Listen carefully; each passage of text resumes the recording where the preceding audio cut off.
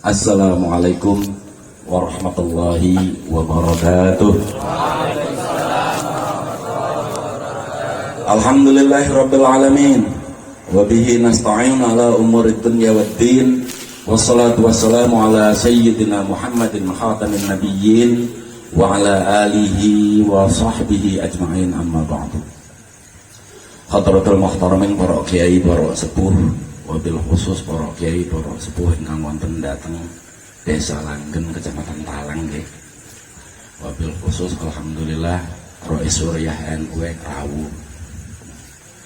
Ingkang kula hormati pengurus Nahdlatul Ulama se-Kabupaten Tegal, wabil khusus MWC Kecamatan Talang lan Ranting Desa Langgen beserta banom-banomnya, wabil khusus Ansor Bansor Ibnu NU Fatayat Muslimat Pagar Musa LTNU wis akeh para hari NU wis kabehane ngono bae. Ingkang kula hormati Pak Lurah, ya alhamdulillah kang dalu niki sampun rawuh milih dugi insyaallah Lurah NU. NU ora sih ya.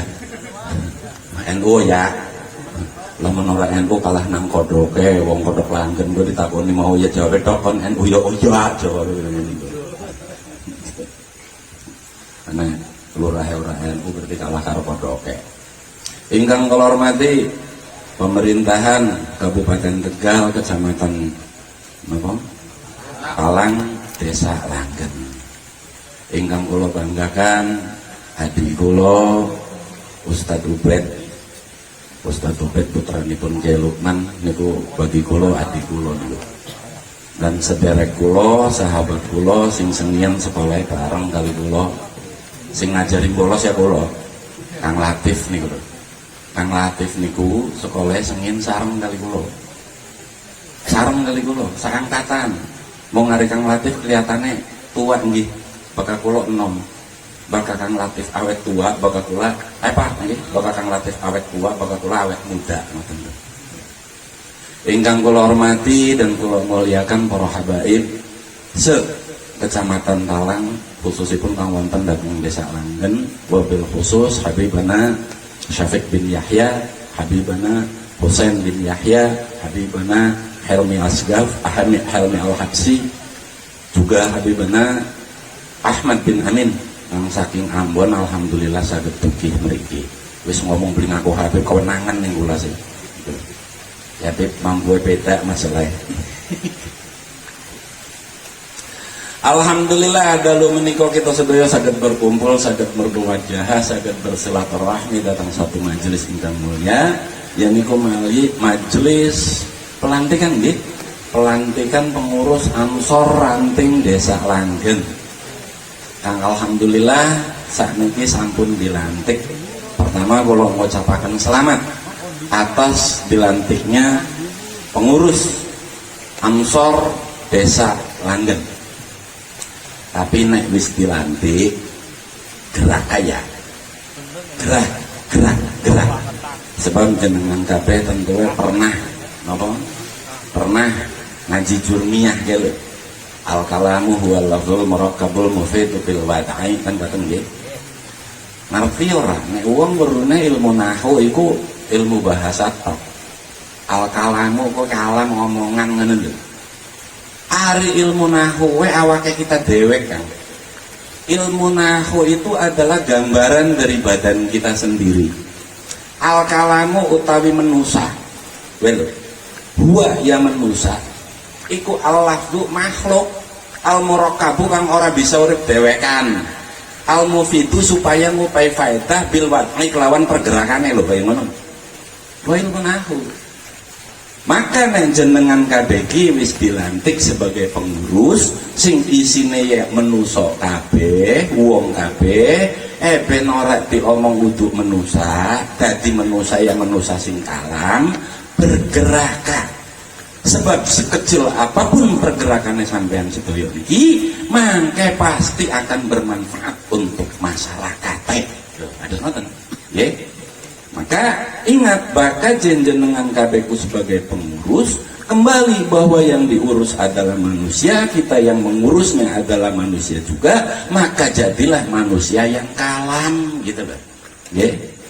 Mulane nopo teng alfiyah ditirawak kembali. Kalamun lafzun mufidun kastaqim wasmun wa fi'lun thumma harfunil kalim wahiduhu kalimatun wal qawlu am wa kalimatun biha kalamun qad yu'am kan itu. Kang Latif kula bangor-bangor maksi apal alfiyah Kang Latif. Maka harus nonton. Kenapa mu'alif ini kemudian menulisnya kastaqim? Kenapa bukan kafta'il? Padahal kalau kita merunut dari balung kalimat, asal kalimat tentu adalah kafta'il contohnya. Sebab dari lafaz ifta'ala yafta'ilu ifti'alan ifta'il. Kenapa tidak kafta'il? Kenapa kastaqim? Nah, ini kan karena kembali kepada wau kang pertama kalam apa al kalamu huwa lafzul murakabu bil wad'i niku mufid bil wad'i. Ketika sudah bergerak, sudah memberikan manfaat, maka istiqomahlah di dalam pergerakan tersebut. Loh, ada ngoten. Sebab sing angel iku ya istiqomah. Ini sebenarnya nahwu nek dibahas secara filosofi itu awak dewek Kang. Awak kita kabeh. Itu loh. Al-i'rabu wa taghyiru awakhir al-kalim li ikhtilafil awamil ad-dakhilati 'alaiha lafzan aw takdiran. Al-i'rabu utawi watak mendem. Iku taghyiru awakhir al-kalim rubah-rubahe tingkahe manusa. Li ikhtilafil awamil ad-dakhilati karena beda-bedane pengaruh kang mlebu nang awake gitu loh. Lafzan secara terang-terangan aw takdiran atawa angen-angen gimana nduk? Lho itu. Nah, itu badan kita sendiri. Nah, kita bocah NU angsal kita paham sing kados ngeten. Kenapa sebabnya? Sebab jenengan kabeh adalah penerus para ulama supaya jadi manusia yang manusiawi dan bisa memanusiakan manusia menjadi manusia yang seutuhnya. Kados ngoten. Inilah maksud daripada kenapa kemudian kita berorganisasi, kenapa kita bikin pergerakan dan seterusnya. Nah, niku kados ngoten. Nggih.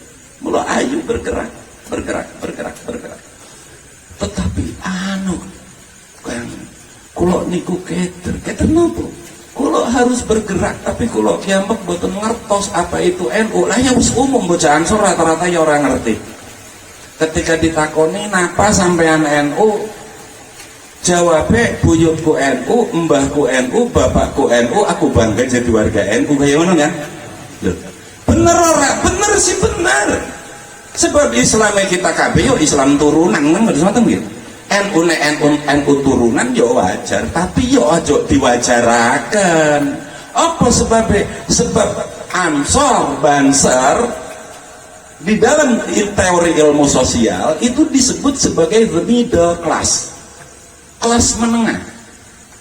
Kelas menengah ini kemudian di dalam ilmu sosial disebut sebagai the agent of social change. Itu agen daripada perubahan-perubahan sosial. Artinya apa? Kelas menengah Ansor Banser di dalam kehidupan bermasyarakat itu memiliki nilai yang sangat strategis untuk melakukan perubahan-perubahan sosial, khususnya di dalam mempertahankan negara kesatuan Republik Indonesia untuk menciptakan keamanan kedamaian di tengah masyarakat. Supaya apa? Supaya dakwah Islamiyah bisa berjalan. Mula apa? Ansor Banser harus bergerak, jangan kemudian diam. Lah, saat ini kalau tak bandenangan, jenengan kenapa NU? Mungkin akan jawab seperti tadi, tapi perlu diketahui kan, ketika the middle class hanya mengetahui seperti itu, maka bagaimana dengan masyarakat yang ada di bawah? Yang pada akhirnya kemudian akidahnya ini akan sangat mudah terpengaruh dengan pengaruh-pengaruh luar yang masuk. Kenapa? Karena kita tidak memiliki akar. Kita tidak tahu sanadnya seperti apa. Itu seperti wau disampaikan, kudu ngaji supaya sanadnya nyambung. Lah saiki kula nang sanade NU iku kaya ngopo? Itu. Ngomongnya padha ora paham. Kata ora paham. Sedangkan Rasulullah sallallahu alaihi wasallam dawuh, al-isnad ad-din fayanzuruna amman ta'khuduna dinakum. Sanad kowe agama. Maka lihat dari mana kalian mengambil agama kalian. Seorang ulama dawuh apa? Al-isnad minad din. Laula al-isnad laqala man syaa ma syaa. Sanad itu bagian daripada agama. Andaikan tidak ada sanad, maka orang akan apa? Bicara seenak sendiri. Tak terjadi zaman sekarang. Wong sing nafsiri innama yakhsyallaha min ibadihil ulama. Ngomongnya apa? Sapa bae sing wedi karo Gusti Allah kowe ulama. Nanti wedhus-wedhus jarene bisa jadi ulama ki primenan salah. Lah ini bahaya. Faham-faham semacam ini sangat berbahaya. Apa sebabnya? Ini orang bicara seperti itu tanpa memahami dasar-dasar keilmuan. Nafsiri Quran KPTW. Ketika ditanya ngajian nang sapa, mesantren nang endi? Jawabnya aku belajar agama otodidak. Iki lho mana malaikat Jibril duwe nafsu kampel wong model-model beli. Apa? Sebab jare Kanjeng Nabi kata malam yakun lahu syekhun fa syekhuhu syaitan. Siapa orangnya yang nggak punya guru maka gurunya adalah setan gitu. Lo iki belajar agama kok otodidak. Iki lagi musim zaman saiki. Nafsiri Quran seenake dewek, maca Quran motong seenake dewek, orang nganggo tajwid, orang nganggo aturan. Ketika ditakoni ngaji nanti jawabnya otodidak. Iki primen sing kaya ngene. Wow, disampaikan kemudian yang demikian banyak pengikutnya. Betul, kenapa? Karena Ansor terlalu lama diam. Karena Ansor terlalu lama diam. Ansor sebagai the middle class terlalu lama diam, terlalu membiarkan hal-hal itu kemudian berkembang di tengah masyarakat sehingga masyarakat kemudian tersesatkan. Loh itu, ini bahaya kan? Tanggung jawab jenengan sebagai orang-orang muda NU, kita semua, ini sangat berat. Beratnya apa? Antara lain adalah menyelamatkan umat dari pengaruh-pengaruh faham yang gak karu-karuan. Faham sing dolanan Quran, faham sing maknai hadis seenake dewek, faham sing maknai Quran seenake dewek, nafsiri Quran seenake dewek. Ini bahaya, bahaya sekali. Nah ini tugas kita semua. Nah, lalu sanadnya NU itu seperti apa? Ini panjang kan, tapi tak sampai akan setitik-setitik nggih. Jenengan pada faham upaya aja keter. Sebab apa? Kembali kepada apa yang disampaikan Rasulullah bahwa sanad adalah agama, sehingga kemudian kita semua diperintahkan untuk melihat dari mana kita mengambil agama kita. Sanad Nahdlatul Ulama itu kan ada 17 tobakohnya.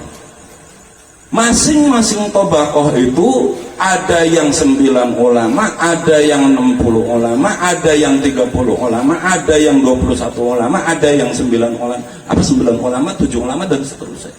Nah, disampaikan yang ngantos subuh. Sanggup mboten?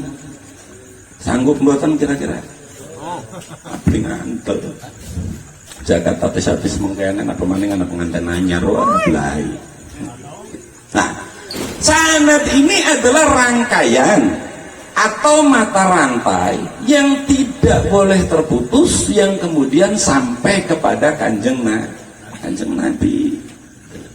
Lalu sanadnya Nahdlatul Ulama itu seperti apa? Lah, nih saya kalau sampaikan tak potong-potong tapi nggih. Tapi insyaallah niki runutane kalau insyaallah apa 17 itu saya hafal dari sanad fikih, sanad hadis, sanad Quran, sanad ini, sanad tasawuf dan seterusnya insyaallah apa.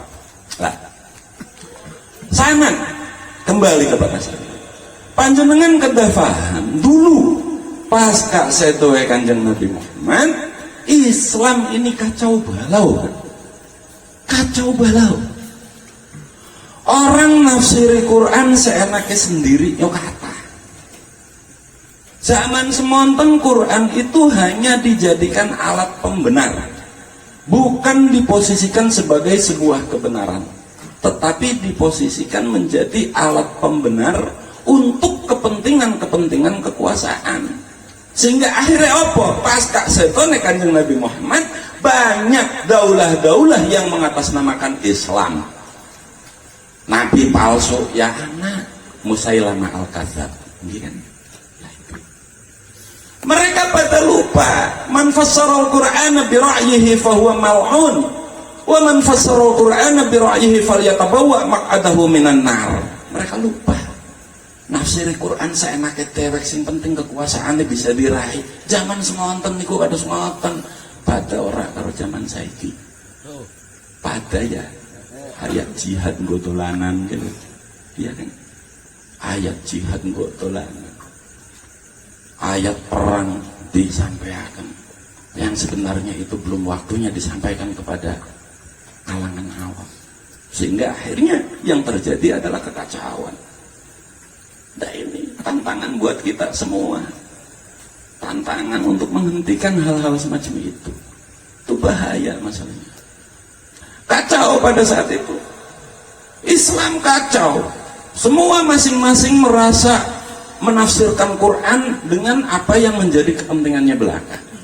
Sehingga akhirnya ketika Sayyidina Abu Bakar diangkat sebagai khalifah, ya, yang pertama kali dilakukan oleh Sayyidina Abu Bakar, wis gampangannya lah menajare bocah Ansor saiki program kerja pertamane ngono lho.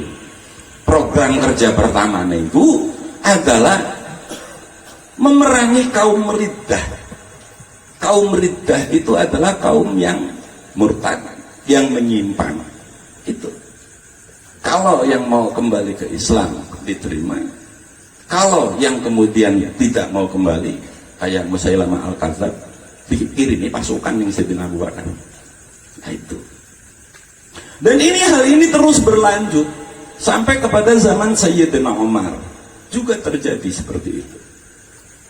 Sampai kepada zaman Sayyidina Utsman juga terjadi seperti itu. Terus sampai zaman Sayyidina Ali, sehingga Sayyidina Ali dawuh. Apa dawuhnya? Kalimatu haqqin urida bihal batil. Kalimatnya benar tapi digunakan ke sesuatu kan salah. Quran ini benar, tetapi kemudian digunakan hanya untuk kepentingan kekuasaan belaka.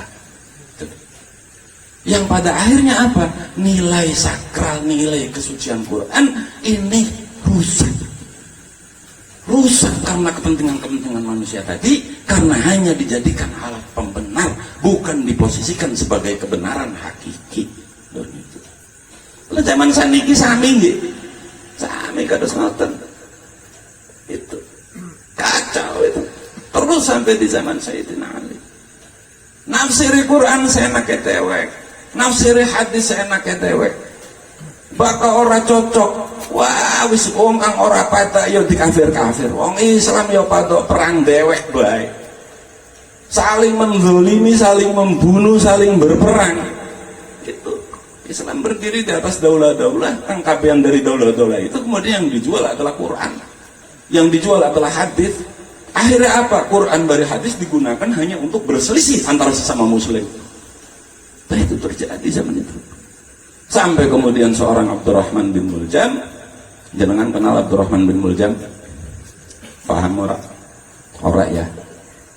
Abdurrahman bin Muljam adalah seorang hafiz Quran.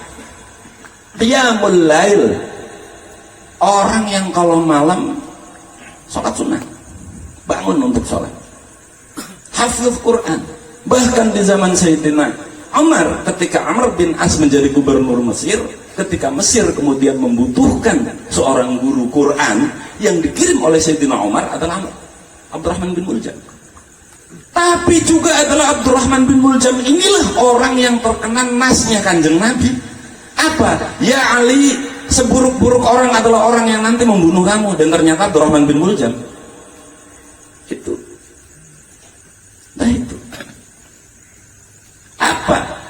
Abdurrahman bin Muljam pasca pulang dari Mesir kemudian terpengaruh faham-faham semacam itu, dia kemudian meneriakkan la hukma illallah, dijadikan alasan untuk membunuh Sayyidina Ali. Lah itu.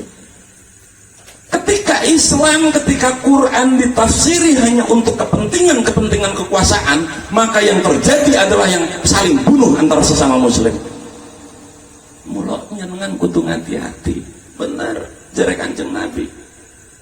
Al-isnad ad-din fayanzuruna amman ta'khuduna dinakum. Dari mana kalian mengambil agama kalian? Lihat itu. Jangan asal jubahan, jangan asal gamisan, jangan asal nganggo topi dufur lho. Ya, imamah tadi sekarang ini kang udang-udang dhuwur lho. Itu hanya simbol, Kang. Jangan terjebak dengan simbol-simbol semacam itu, karena yang namanya Islam itu bukan hanya sebatas simbol, tetapi al-aqidah, al-i'tiqad, hati urusannya, dudu klambi gitu. Itu. Lah saniki jenengan kabeh kan kathah saniki wong saniki niku nggih. Dikirane wong sing paling takwa ku wong sing nganggo jubah ngono lho. Nggih kan? Dikirane wong sing paling hebat kowe wong sing nganggo sorban. Nggih kan? Bahkan ana mantan sekjen MUI sing ngomong, "Ari salat nggo batik kowe ora bagus ya, apa sebabnya ganggu wong sejen?" Ganggu wong sejen apa sebab bakal ning arepe salat nganggo batik, mengko lagi salat mikiri kowe gambare kaya ngapa aja ngono lho. Lho iki ngomongnya kok mantan wasekjen tapi salat masih mikiri batik primen asale. Itu. Lho ini bahaya, paham-paham semacam ini bahaya gitu. Sakit saniki kados mauten kan, banyak orang yang terjebak dengan simbol-simbol Islam, hanya dijadikan simbol-simbol yang pada akhirnya nilai sakral Islam itu sendiri kemudian hilang. Lha jenengan sakniki kathah nggih dikirane wong sing paling takwa ki wong sing nganggo jubah.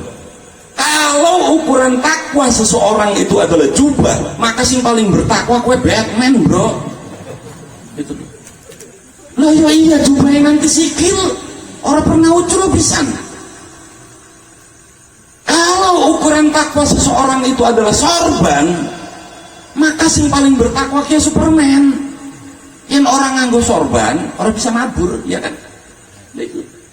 Apa maning lamun ukuran takwa iki uteng-uteng, mengko sing paling bertakwa Sarimi, urus Sarimi ora. Sarimi iki lho, udeng-udeng ora pernah copot bagian udan angin gitu. Nah itu. Jadi simbol-simbol semacam itu jangan kemudian dijadikan patokan untuk mengukur ketakwaan dan keilmuan seseorang. Islam bukan hanya sebatas simbol, tetapi Islam adalah al-i'tiqad. Urusannya adalah hati, duduk lambi gitu. Itu. Ya. Lah, kembali kepada persoalan sana. Peristiwa tentang Quran hadis yang hanya dijadikan alat pembenar untuk kepentingan-kepentingan kekuasaan, di mana kemudian Islam itu berdiri di atas daulah-daulah, yang terjadi adalah perang saudara. Islam saling bunuh, orang Islam saling menghancurkan, orang Islam saling memaki, orang Islam saling merendahkan, saling memfitnah. Ya mungkin nek bengin wis ana bahasa hoak ya saling nyebar hoak wis kono lho. Nek iki padha karo zaman saiki. Dan puncak daripada kekacauan itu semua adalah terjadi tragedi Karbala. Gitu. Di mana seorang Yazid bin Muawiyah saking pengennya jadi khalifah dan untuk memutus mata rantai generasi Kanjeng Nabi supaya dheweke langgeng kekuasaane, dikirimaken 40.000 pasukan untuk membunuh Sayyidina Husain. Itu ketika Islam hanya dijadikan alat untuk kekuasaan, yang terjadi seperti itu. Dibunuhlah Sayyidina Husain, dibunuhlah Sayyid Ahmad As-Saghir, putra dari Sayyidina Husain yang masih berumur 6 bulan, dipanah dengan 3 mata panah di lehernya. Itu yang terjadi. Lah ini kalau nyeritakan tragedi Karbala sih, kalau dipinta untuk mengisi acara Muharram, 3 hari kemudian omongannya kulo dipotong disukani caption, apa doa sor Syiah juga yang ngono lho. Ya tak jawab kali kulo alhamdulillah. Balas malih lo sebut Syiah kok alhamdulillah. Ya alhamdulillah berarti keimanan saya meningkat gitu. Omong Syiah kok keimanan meningkat. Lah ya iya wong dulu itu kalian itu kalau nyebut saya kafir kok segitu. Dari kafir ke Syiah kan peningkatan segitu. Gitu. Nah itu tak guyoni kali kulo. Nah itu. Jadi jangan takut bicara Karbala. Karbala bukan hanya milik Syiah, tapi itu adalah rangkaian sejarah Islam yang harus kita ambil hikmahnya, diambil pelajarannya. Ojo wedi ngomong masalah tragedi Karbala ya. Wong kita wong NU memperingati 10 Muharram ya jelas kok. Itu. Ojo wedi diomong Syiah. Ya. Karena apa? Beda antara kita dengan Syiah ya sudah sangat jelas kok. sangat jelas. Nah, cuman orang Syiah itu kemudian mengklaim bahwa tragedi Karbala adalah sejarahnya mereka, padahal ya tidak begitu. Itu adalah rangkaian, bagian dari rangkaian sejarah Islam yang artinya ya milik kita semua. Ya. Nah, terus sampai kemudian di tahun 90-an Hijriah, melihat kondisi Islam sing kados ngoten ya, yang seperti itu, seorang Sayyid Ja'far Shadiq ngrentos wis gampangane. Iki kula arep tak ceritakan dawa-dawa jagate wis bengi. Harusnya minimal kalau bicara sejarah atau runutan sanad NU minimal ya 2 jam ngono lho. Niki melas naik diterusakan kayak pragat jam 3 pragat bumi gitu. Sebab nanti saya harus bicara NU di Indonesia dan seterusnya gitu. Tak potong-potong mohon nggih.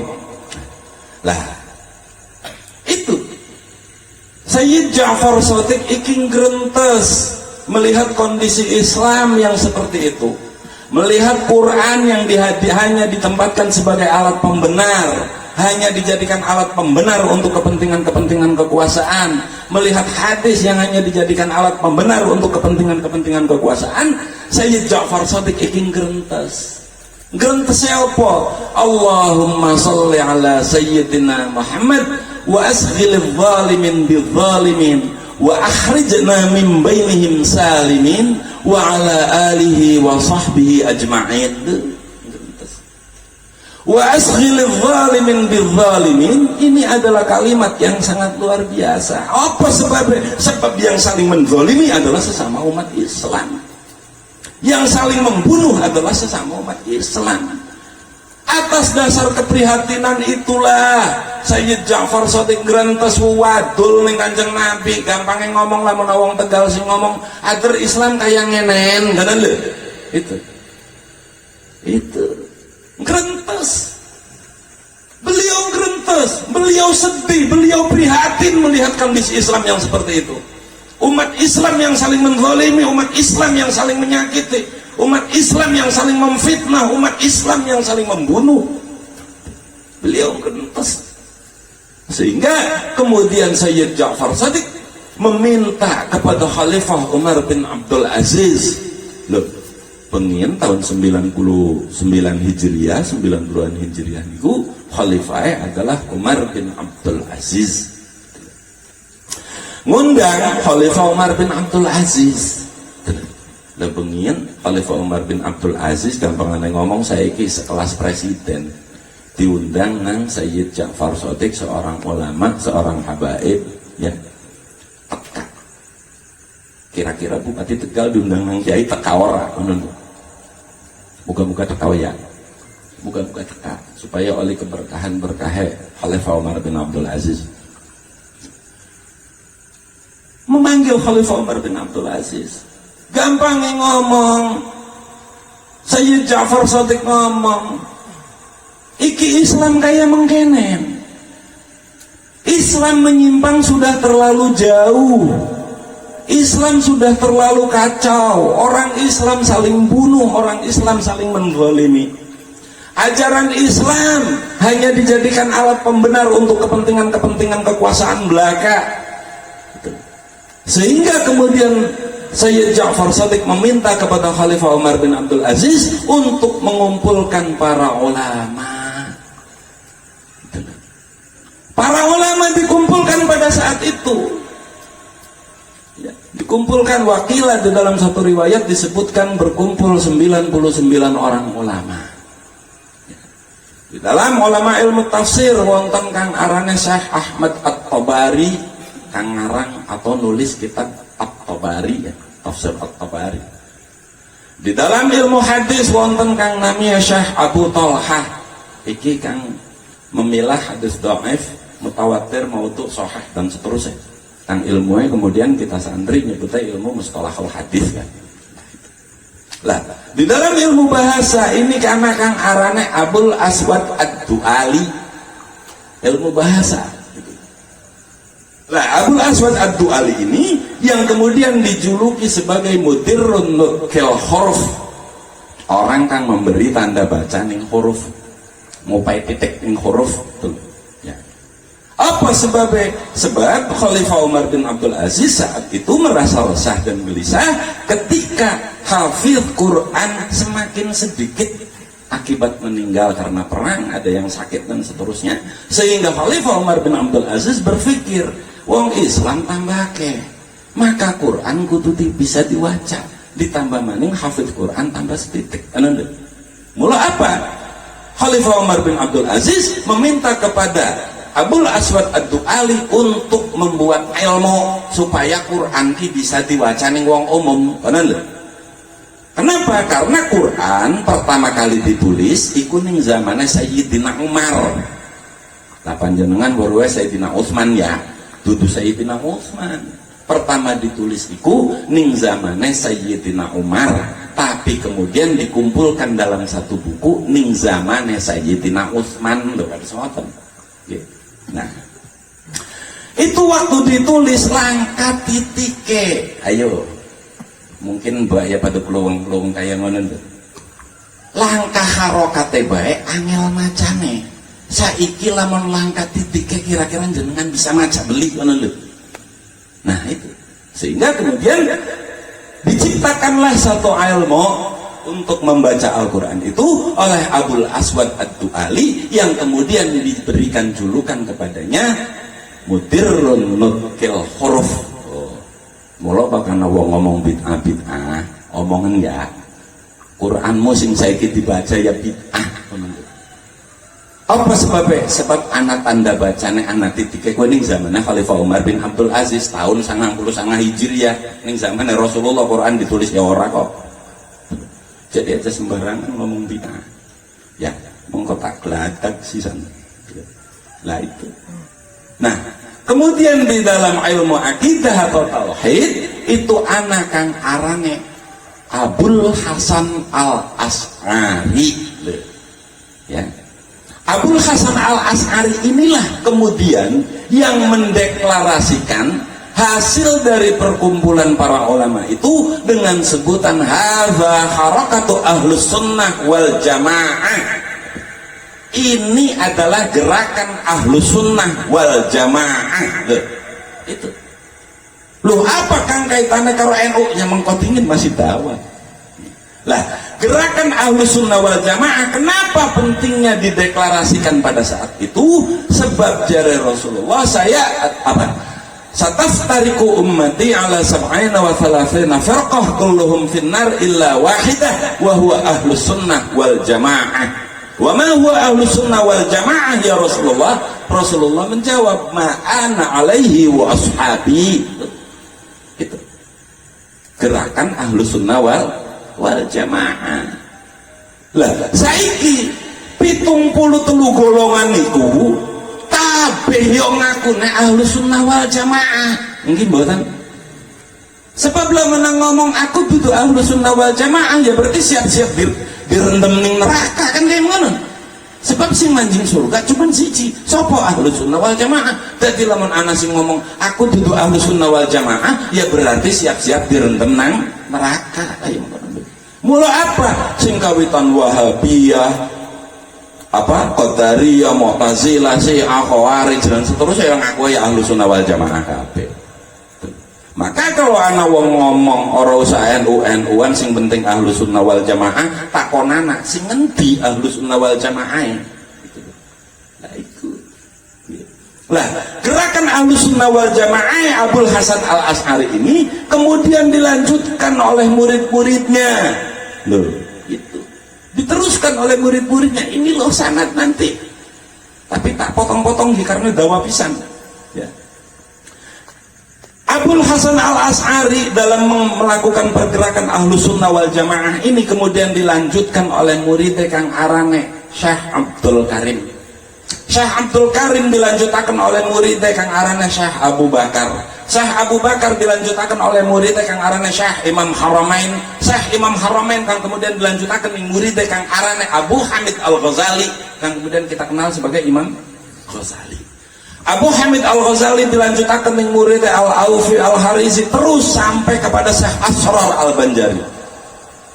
Nah, sebelum Syekh Asror Al-Banjari ini kemudian dilanjutkan oleh muridnya terus itu sampai kepada Sayyid Ahmad Zaini Dahlan. Sayyid Ahmad Zaini Dahlan iki sapa? Sayyid Ahmad Zaini Dahlan adalah seorang ulama Ahlus Sunnah wal Jamaah kang mempertahankan ubudiyah amaliyah Ahlus Sunnah wal Jamaah kang dilakoni ning NU saiki. Apa? Yasinan, tahlilan, ziarah kubur, ya. Terus apa maning? Tebaan, marhabanan, manakiban gitu. Itu Sayyid Ahmad Zaini Dahlan. Siapa Sayyid Ahmad Zaini Dahlan? Sayyid Ahmad Zaini Dahlan adalah turunan ke-8 dari Syekh Abdul Qadir Al-Jilani, turunan ke-10 dari Sayyid Janki Dausad, turunan ke-20 dari Sayyidina Hasan. Itu wong hafal ya aku kok.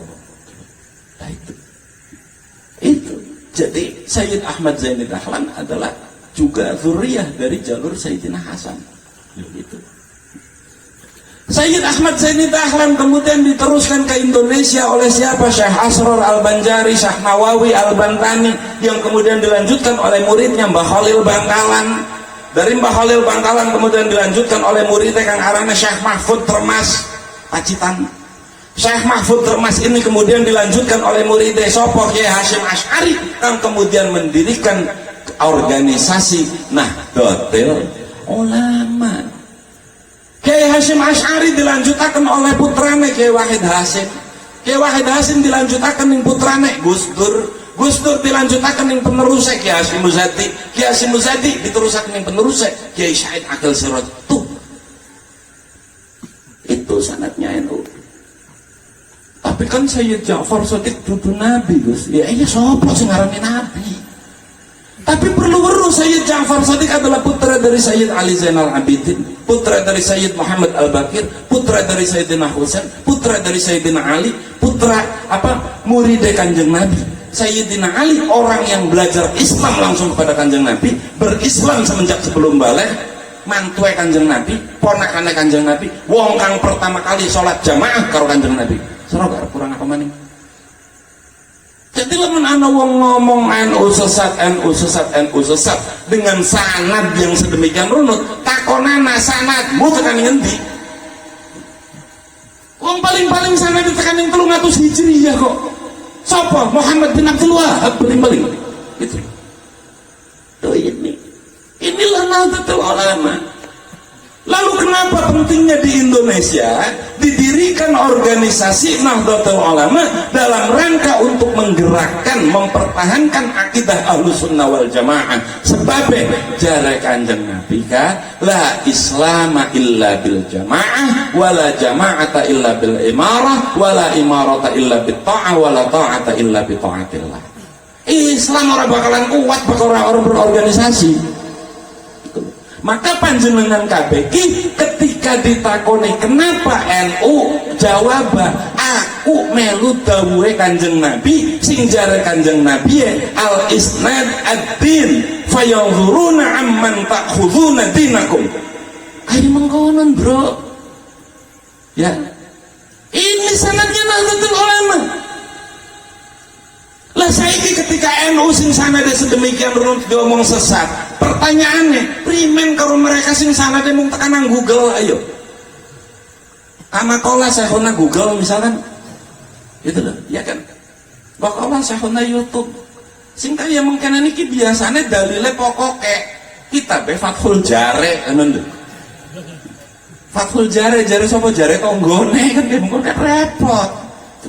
Lah ini bahaya kan. Maka ketika panjenengan ber-NU, ketika kemudian dikatakan bahwa NU sudah ada di track yang benar, di jalur yang benar, maka yakinlah bahwa sampean bersama kebenaran di dalam Nahdlatul Ulama. Ojo wedi. Paham? Siap? Wah, supaya meneh wis ngantuk memblai wongnya. Siap ganjen ya. Lah iku. Lah saiki zaman saiki kados ngoten. Zaman saniki kados ngoten. Orang itu tidak melihat bagaimana sanad keilmuan seorang dai atau seorang kiai, tetapi lebih melihatnya sapa sing tenar ngono lho. Nggih kan? Sapa sing tenar kowe sing dimelon akhirnya apa? Karena ndelenge sapa sing tenar artis sinetron sing ngaji embuni ngendi cuman karena modal jenggot diundange ustad, padahal dadak-dadakan manuver karena ning artisnya wis ora payu kan kaya ngono. Tak zaman saiki mulon jenengan kudu hati-hati. Lah ini tugas kita semua sebagai generasi muda Nahdlatul Ulama untuk memberikan filter kepada masyarakat agar tidak terjebak dengan faham-faham yang tidak karuan. Nggih. Siap ya? Jadi Ansor bukan hanya mengkaji, bukan hanya sekedar menjaga para ulama, tetapi juga bertugas menjaga akidah Ahlus Sunnah wal Jamaah. Itu tugas Ansor. Tutu mung tugas ngaji. Wong Ansor wis tua kok, wis pada duwe anak. Nggih kan? Wis pada duwe anak. Ingat Gusti Allah dawe ku anfusakum wa ahlikum. Anakmu. Kalau panjenengane baik beri faham terhadap sanadnya Nahdlatul Ulama, tidak faham terhadap pentingnya sanad, mengko anak kita mau jadi apa? Itu aja. Kenapa? Karena anak Ansor sudah bukan anak Ansor, tapi sudah Mas Ansor. Pertanggungan jawabnya bukan hanya kepada Gusti Allah, tetapi juga kepada generasi kita berikutnya. Mari kita selamatkan. Paham ya? Lah, ini banyak kan. Inilah sanadnya Nahdlatul Ulama. Itu. Jadi ketika kita ber-NU, ya semata-mata kita mengikuti perintahnya Kanjeng Nabi. Maka apa? Kita mari ber-NU dengan hati, beransor dengan hati, jangan dengan ambisi. Ya, wong ansor ora digaji kok. Ngarapaken gaji ya ansor ora ana gajine. Banser ya ora ana gajine iki Kang. Jenengan digaji mboten Kang? Melasi song. Ora digaji. Lamun ora digaji terus kemudian kita tidak ikhlas, lalu apa yang akan kita harapkan? Kita bisa ikhlas karena kita tahu bahwa di dalam beransor, di dalam berbansar ada satu nilai kemanusiaan yang sangat luar biasa, ada sesuatu jalan untuk turunnya rahmat Gusti Allah kepada kita semua. Apa? Gandulan para kiai, gandulan para ulama. Itu jalan kita. Barokah kan jare wong kene wong berkah ngono lho. Tapi nek kaya mungkinan ngomong berkah jare mereka berkah kowe langka ngono ya. Lah iki wong aneh maning bae ngomong berkah langka. Ngerti ora nek berkah ku apa? Berkah di dalam kamus Al-Munawwir, barokah atau tabarruk itu diartikan sebagai anugerah Gusti Allah yang diberikan kepada seseorang kemudian membawa kebaikan-kebaikan pada orang tersebut. Kue berkah harane. Minimal Tegal ki lagi marak togel lo ya. Iya kan?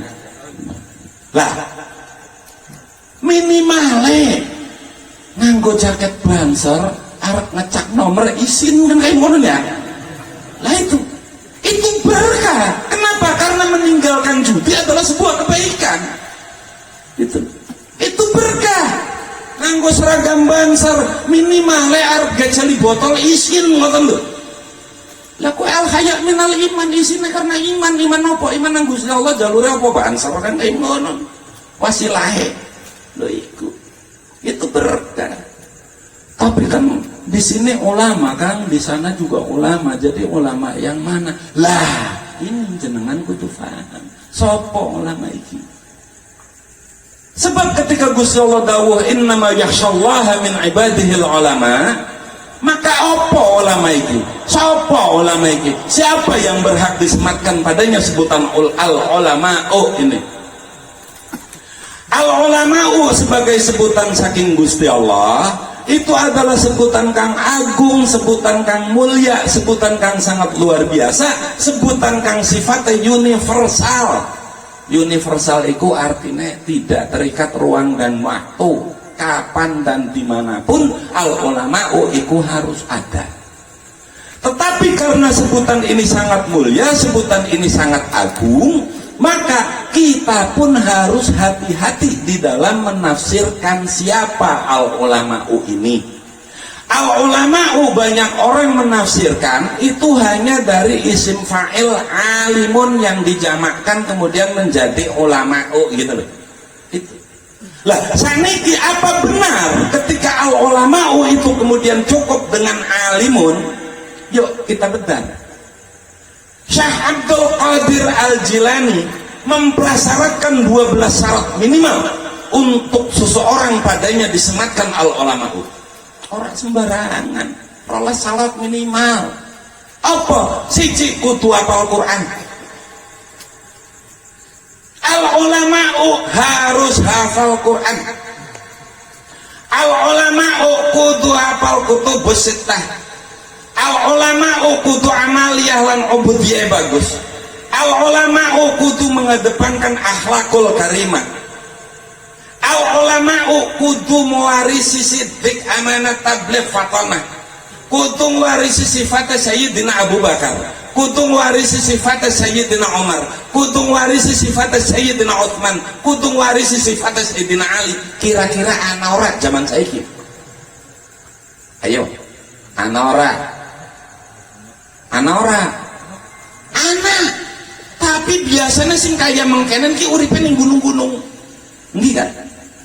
Uzlah, wis ora mikiri dunia. Itu. Lah saiki, zaman saiki pengennya disebut ulama, sifat kang rolas kue orang nana, malah justru akeh, malah justru apa? Menjadikan umatnya sebagai aset ketika pilkada. Penundaan seumum laikum. Ya, lah itu. Tetapi karena al-ulama'u itu adalah sebutan dari Gusti Allah, sebutan kang agung, sebutan kang mulia, kang universal, tidak terikat ruang dan waktu, kapan dan dimanapun harus ada. Dan al-ulama'u memiliki peran sebagai pengayom, pelindung, pelayan, pengajar, wis pokoknya pembimbing dan seterusnya, tempat pitakonan umatnya, maka tetap kuduana. Sehingga Syekh Ahmad bin Muhammad At-Tijani memprasyaratkan 3 syarat untuk seseorang padanya disematkan sebutan al-ulama'u. 3 syarat ini harus komprehensif, integral loh. Apa? Ora bisa dipisah-pisah 3 syarat ini. Apa? Siji al-ulama'u kudu alim. Tapi al-ulama'u ora cukup mung alim tok. Al-ulama'u kudu amaliyah dan ubudiyah bagus. Tapi al-ulama'u ora cukup mung amaliyah lan ubudiyah tok. Al-ulama'u harus mengedepankan akhlakul karimah, tapi al-ulama'u tidak cukup hanya mengedepankan akhlakul karimah. 3-nya harus ada harus melekat secara bersamaan. Tidak bisa dipilah-pilah. Apa sebabnya? Sebab kalau al-ulama'u iki mung cukup alim, mengkohe iblis ya ulama. Sapa sing ngarani iblis bodoh? Bisana iblis protes ning mereka apa nang Gusti Allah kan karena pinter. Bisana Gusti Allah ngajari Nabi Adam dhisik sedurung diadepaken karo malaikat karena iblis alim. Maka kalau al-ulama'u itu kemudian cukup dengan alim, mengkohe iblis ya ulama. Itu. Yang kedua, al-ulama'u tidak cukup dengan hanya amaliyah dan ubudiyahnya yang bagus. Apa sebabnya? Yuk maning-maning kalau al-ulama'u ikut cukup dengan amaliyah dan ubudiyah yang bagus, ya mengkoe iblis ulama. Iblis ahli ibadah kan. Dalam satu riwayat dijelaskan bahwa iblis itu sujud 40.000 tahun, rukuk 40.000 tahun, tawaf 40.000 tahun, amaliyah numpas balul jan. Kurang apanya? Saiki pengurus ansor kang ana nang Langgen iki kan sampai dilantik, ana ora sing sujude 40.000 tahun. Wis tak diskon 4.000 tahun wis. Ana ora. Wis tak diskon maning 4 tahun. Ana ora. Wis tak diskon maning 4 wulan sujud bae ngono lho. Ana piye? kalah kabeh karo iblis. Maka syarat yang terakhir yang disampaikan oleh Syekh Ahmad bin Muhammad At-Tijani adalah akhlakul karimah. Apa sebabnya? Sebab sing ora diduweni ning iblis iki akhlakul karimah. Apa buktinya iblis orang duweni akhlakul karimah? Buktinya Gusti Allah dawuh, aba wastakbar wa kana minal kafirin. Istikbar ngrasa gede, gumedhe. Kok istikbar? Kabur. Orang duweni akhlak. Maka syaratnya adalah tiga ini harus melekat. Lah zaman saiki wong ngaji embuna ngendi kadang-kadang mung ning Monas tok sedina lho. Seminggu oli gelar balik-balik oli gelar santri milenial, seminggu oli gelar ustad, ya kan? Sebulan oli gelar ulama milenial. 3 bulan ngerasa lebih hebat sing Nabi Yusuf, ya keder. Apa lebih hebat teh?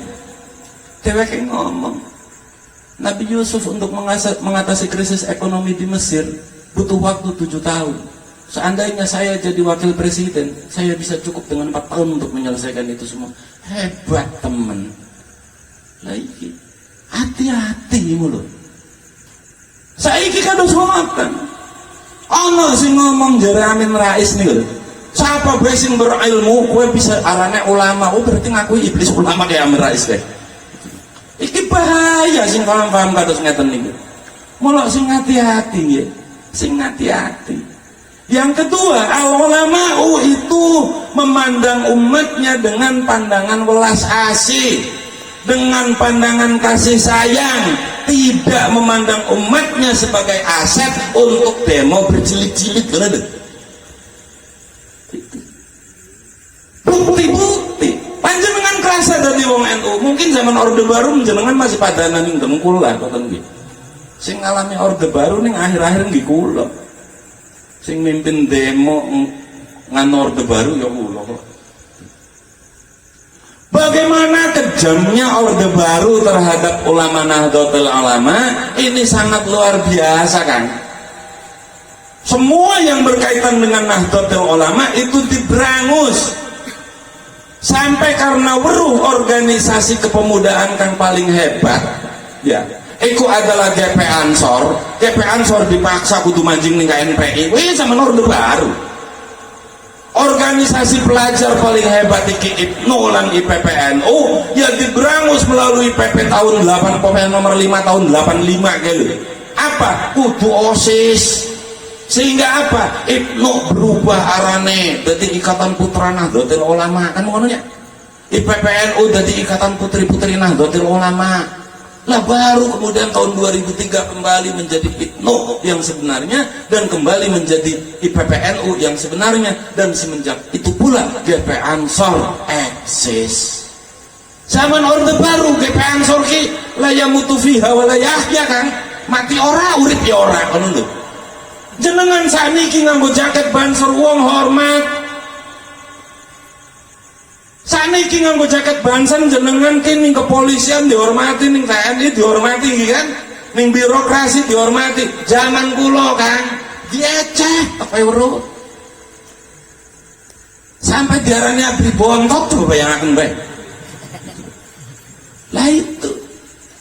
Jadi ketika panjenengan sekarang kemudian sudah memiliki eksistensi sebagai sebuah organisasi kepemudaan, maka gunakan kesempatan ini, karena ini adalah momentum kita untuk bangkit.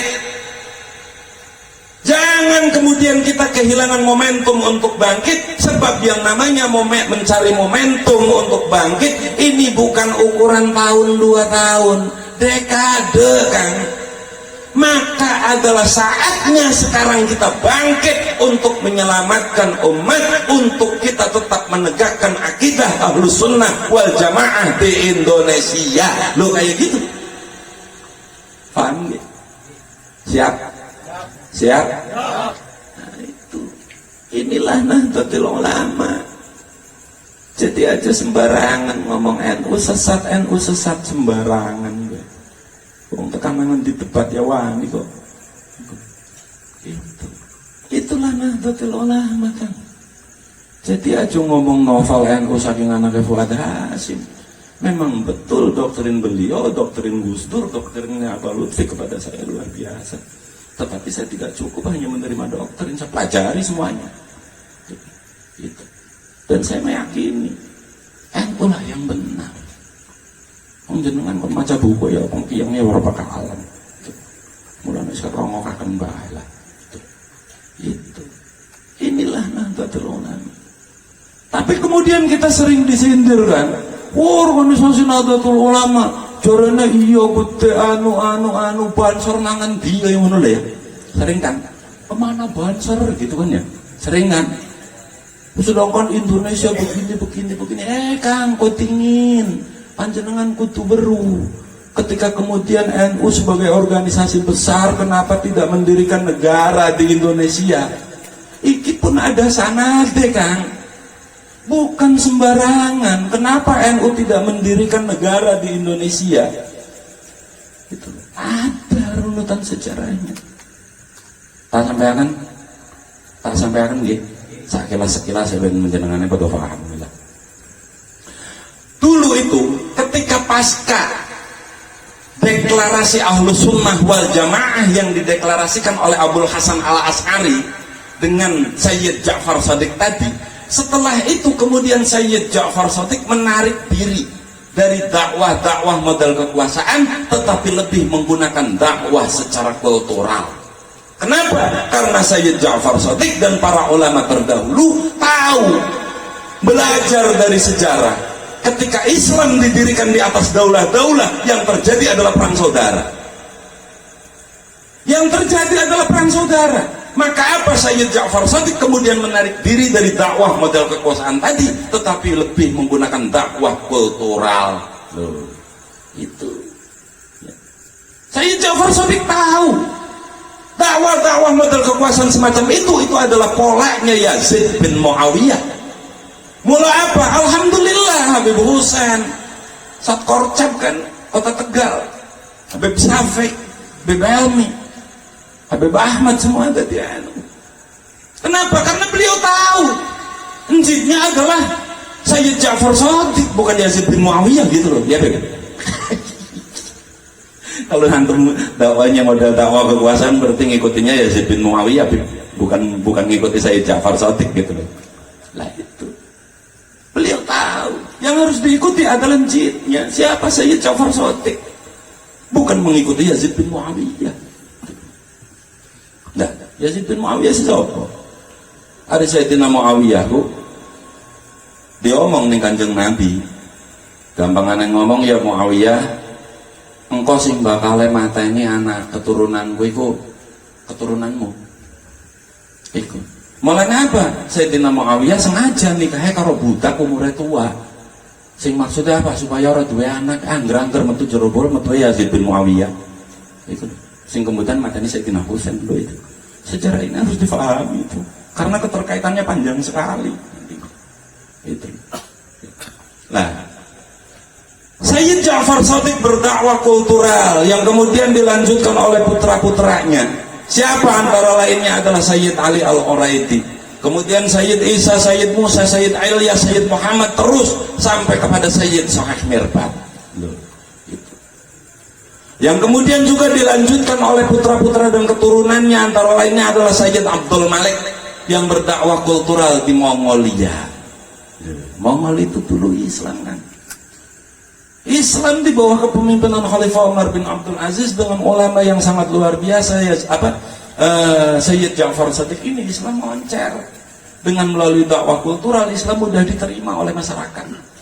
Islam mudah masuk ke dalam kehidupan masyarakat. Islam mudah merasuk ke dalam hati masyarakat.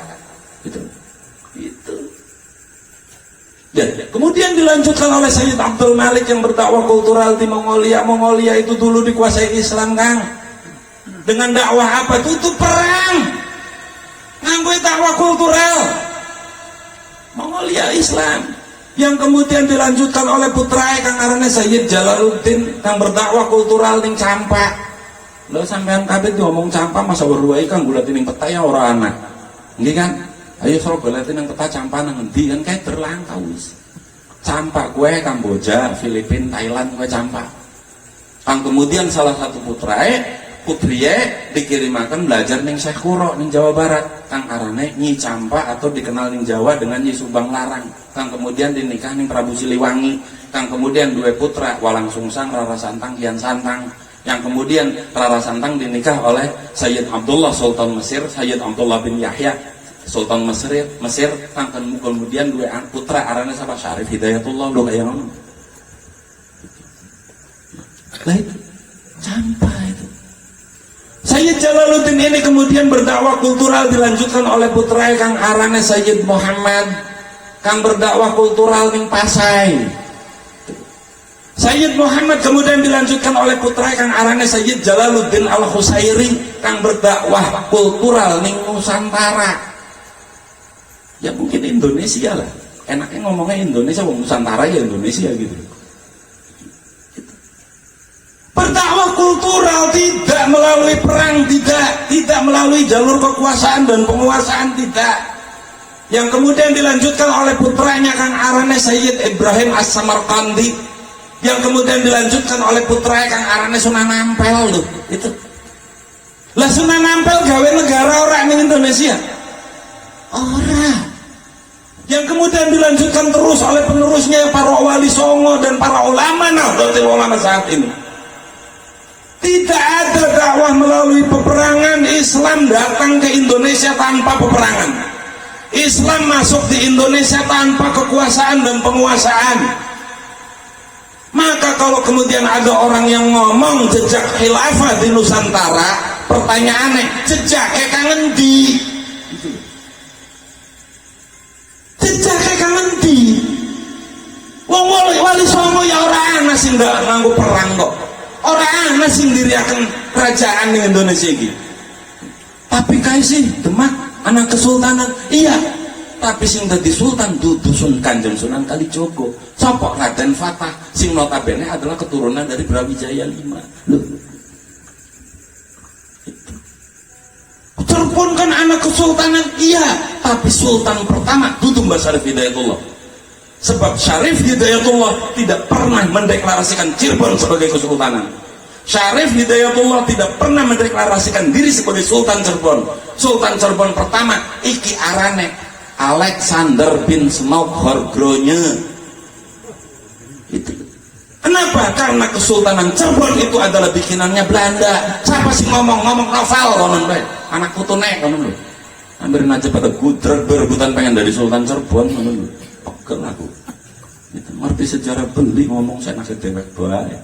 Nah itu nah ini artinya apa? Tidak ada Islam didakwahkan di Indonesia dengan jalur peperangan, itu tidak ada. Lah inilah yang kemudian menekadkan para ulama Nahdlatul Ulama untuk menjadikan Indonesia adalah Darussalam bukan Darul Islam. Loh paham? Film takon nih kayak mungkinan kira-kira kon ujian jawabnya pada bisa orang ngono lho. Kudu sih terus mungkinan tuh ditapai soal siji-siji ngono lho. Nah itu. Ini harus paham. Kenapa Nahdlatul Ulama tidak mendirikan negara di Indonesia?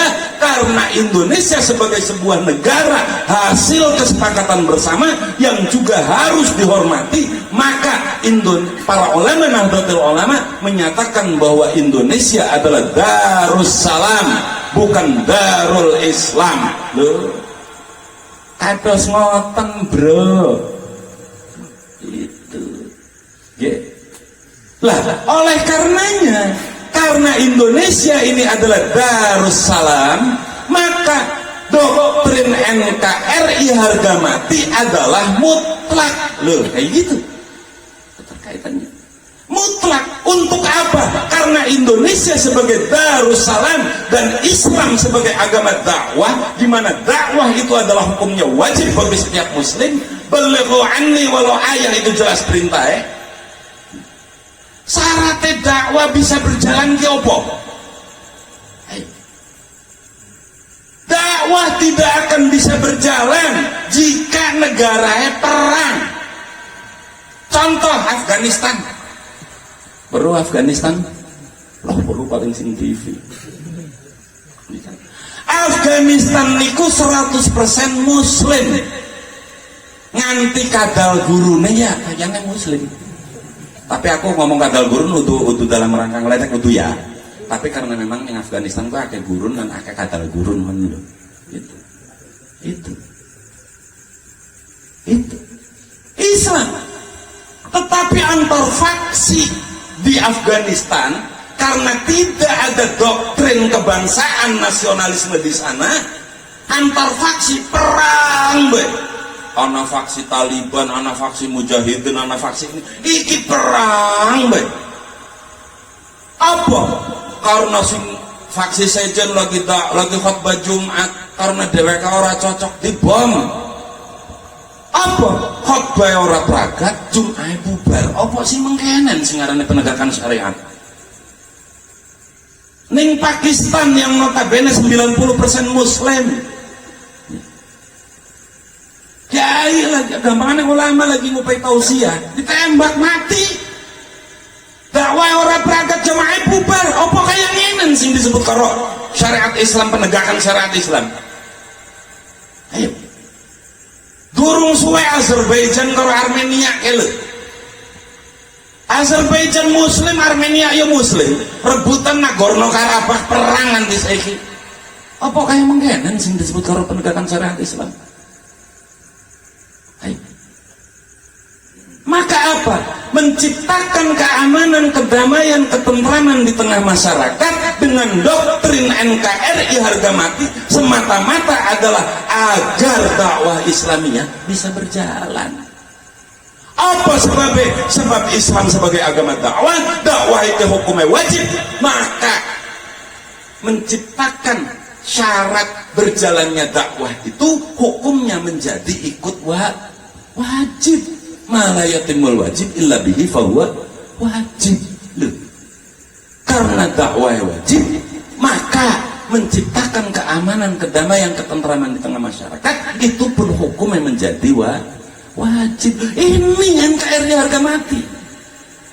Jadi NKRI harga mati bukan hanya sebatas doktrin tentang kenegaraan, bukan hanya sebatas doktrin tentang politik, bukan hanya sebatas doktrin tentang kekuasaan, tetapi adalah doktrin untuk penegakan dakwah Islamiyah di Indonesia. Untuk apa?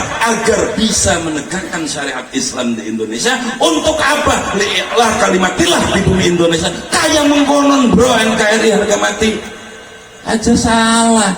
Jadi hari ana wong ngomong NKRI harga mati salah kan menek. Ayo tekan ngendi pengen ngomongnya itu. Maka Banser jangan kecil hati. Ansor harus bangga jadi Ansor, harus bangga jadi warga Nahdlatul Ulama. Apa sebabnya? Sing dikintile jelas kabeh. Itu lho. Orang anak ulama remeng-remeng orang anak NU iki. Iya. Langka ulama sing ngomong nanti dadi putus-putus keting bisa dadi ulama orang anak nang NU. Lama nang putus keting bisa dadi ulama iki sing paling sadis wong Tegal lho saya itu. Apa?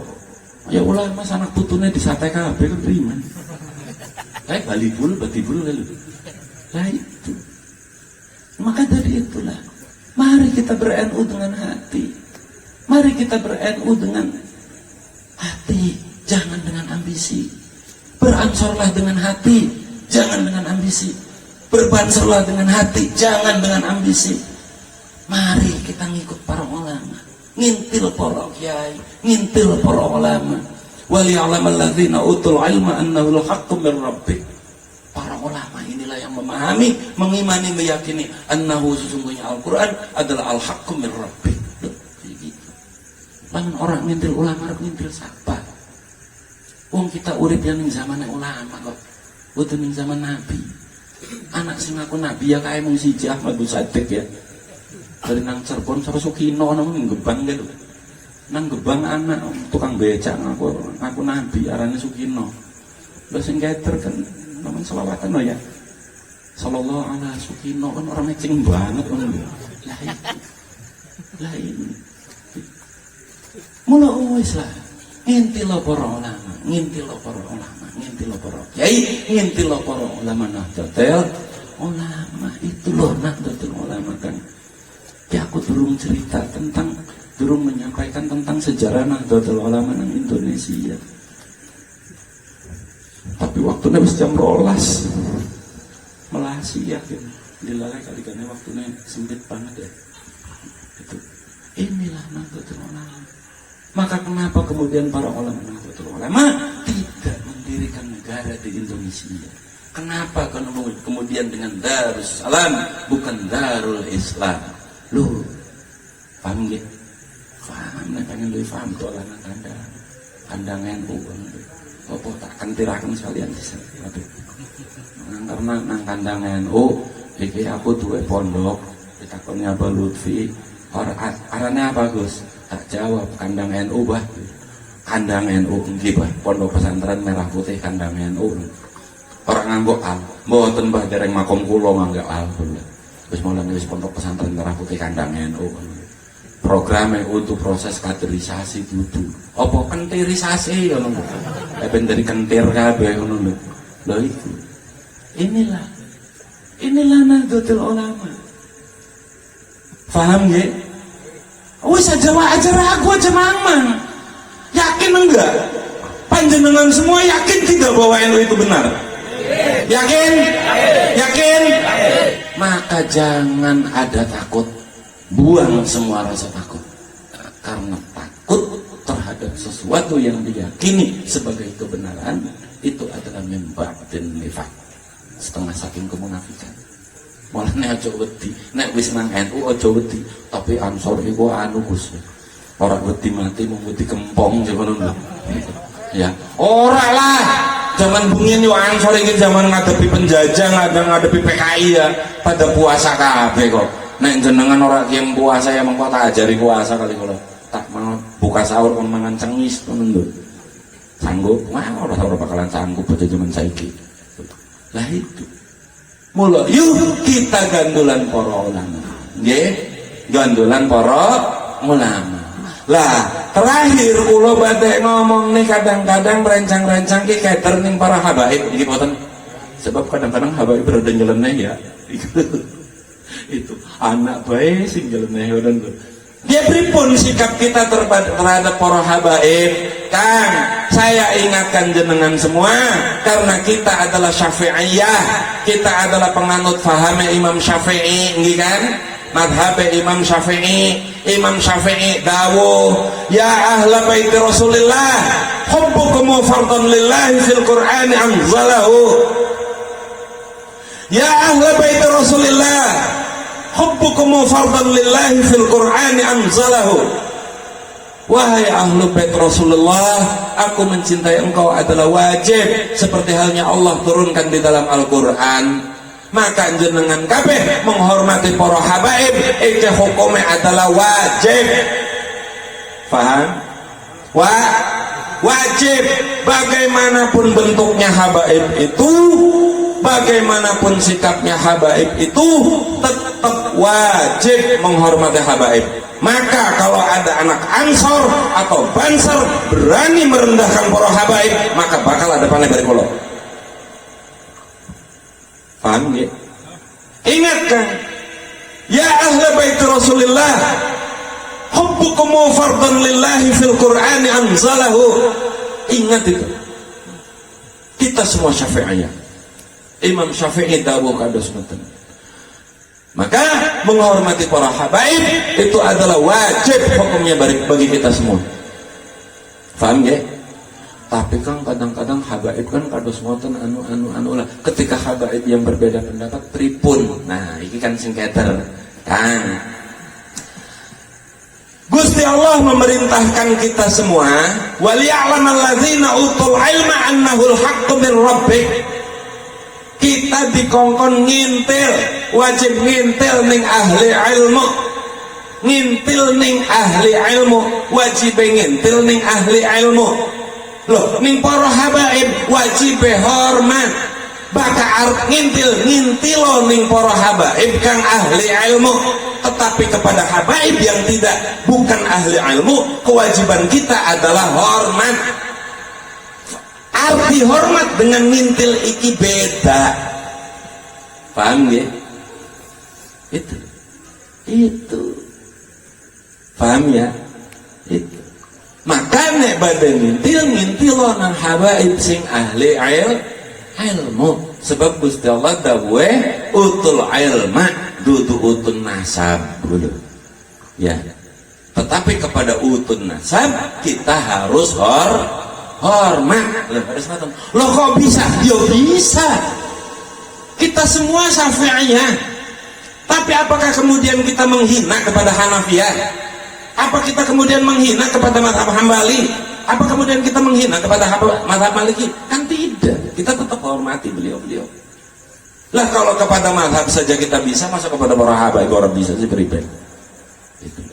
Paham ya? Lah itu. Ki kula saestune pengen cerita tentang NU nang Indonesia tapi waktunya wis bengi banget kan. Lanjut. Sebab bukan apa-apa. Orang tahunya ketika bicara Nahdlatul Ulama, ketika tahunya tentang masalah Ahlus Sunnah wal Jamaah di Indonesia di dalam melawan penjajahan Belanda, itu paling-paling tahun 1926. Nggih kan?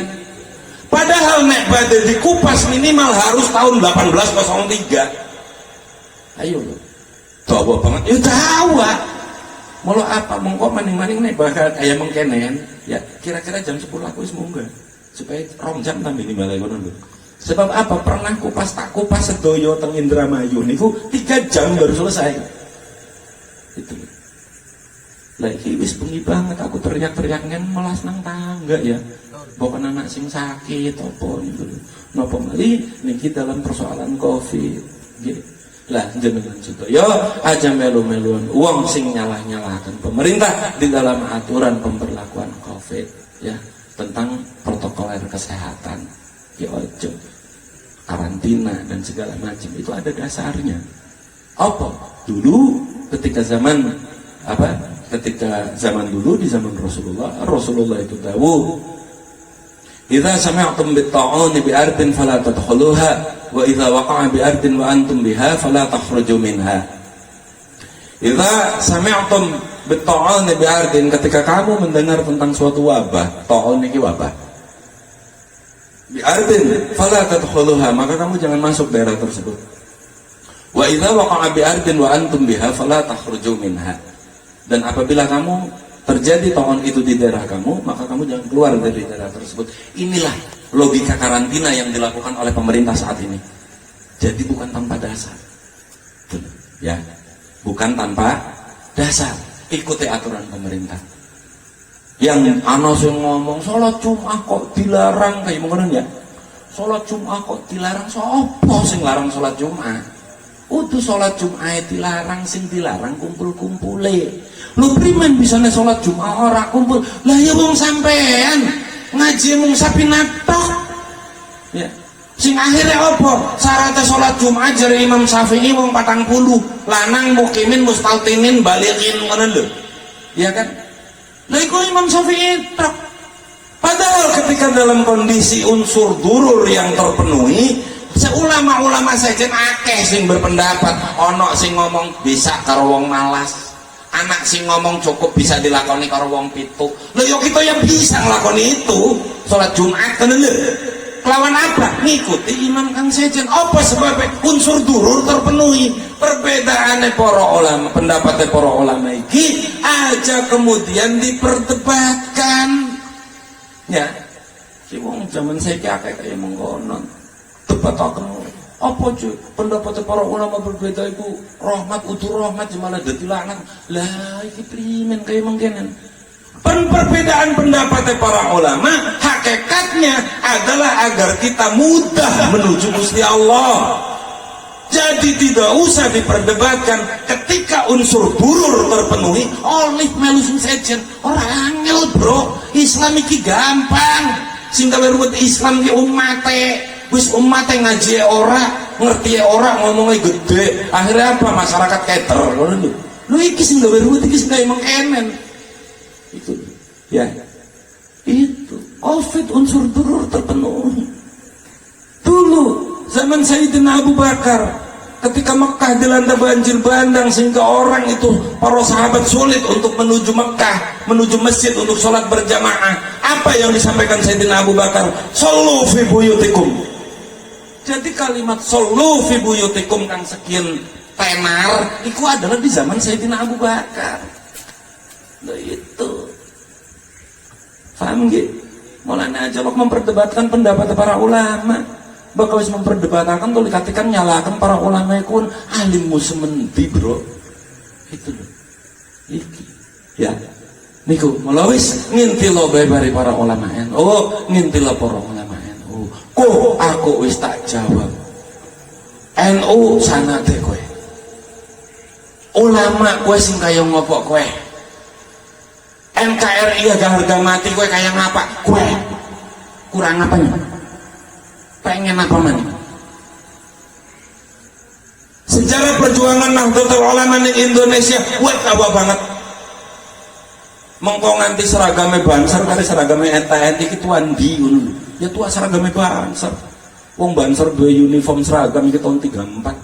Sementara TKR BKR lahir tahun 43 lho, beda 10 tahun. Mula TNI adine Banser. Ya, mula hati sing hormat nang kakang ngono lho. Ya. Pokatan sulah adab kono. Lah ini mengko jawabanan nek tak sampeaken kabeh. Cuman ki karena wis bengi, aku yo ora enak karo tangga nggih, maka mangga kula ngaturaken cekap krihin, kula nyuwun agunge pangapunten bilih wonten kata-kata ingkang salah, bilih wonten kalimat-kalimat ingkang salah, bilih wonten sabqul lisan, kula nyuwun agunge pangapunten, kula akhiri wallahul muwaffiq ila aqwamit thoriq. Wassalamualaikum warahmatullahi wabarakatuh. Waalaikumsalam warahmatullahi wabarakatuh.